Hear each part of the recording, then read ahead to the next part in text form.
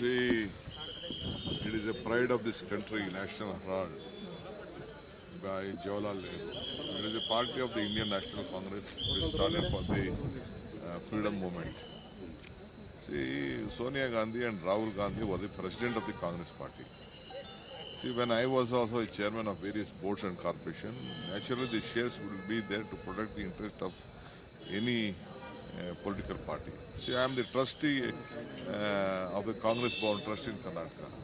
Does it mean that the property belongs to me? It doesn't belong to me. They had issued me a letter, notice to come to the police station. I asked them only one question: you please give me the FIR copy of this. Still, they have not provided the FIR copy, so I did not go there. So I said that I will not be attending that till I get the FIR copy.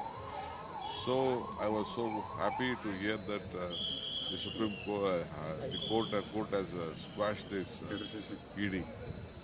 This type of misusing the office, the ED, the image of the ED has been spoiled. They filed a case against me on money laundering case. That case has been gone by the Supreme Court. Supreme Court squashed the case against me.